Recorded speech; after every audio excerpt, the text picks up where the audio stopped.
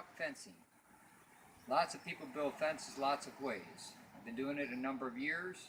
I'd like to try and show you the way that we build fences. I believe we build some of the best fences around. Some people use nails. Probably 90% of all contractors use nails. They nail their fences together with nail guns. This is a much faster way, cheaper way. But nails tend to pull out over time. Wind pushing against it, kids pushing against your fence. Situations happen. You get separation on stuff. We don't. We use screws. We don't just use any screws. Another problem with nails that you'll find is over time you'll find that they weep.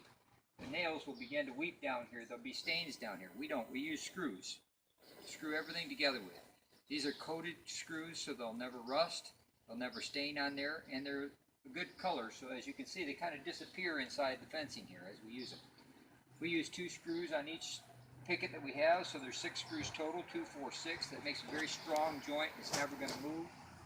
We use 2.5-inch screws to screw everything to our post and everything that's there. So you'll find that they go up really well. Another problem people have sometimes is getting the top line straight. Some people use a string line similar to this one right over here to try and adjust where your line is. But anything can touch that line and move it just a little bit and it'll be off.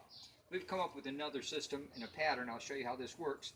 That'll help you to keep your line straight if you're going to do the fence yourself or you're going to call us. And basically, we'll just take this drill and the picket, put the picket up here. We've already got where our line was at. We've screwed that to the top of the post. You see it doesn't move. It stops right there. You put it where you want it at. Screws in.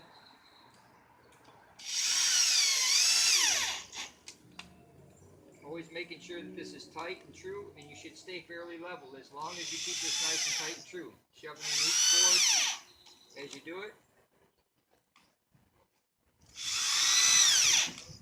Installing our 6 screws.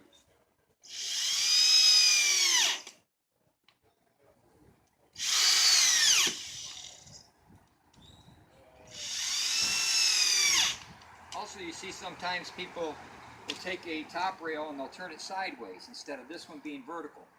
When you turn it sideways, you tend to get sagging on it. On top of that, the rain and the leaves and debris fall on it and they land on it flat and it tends to rot it out.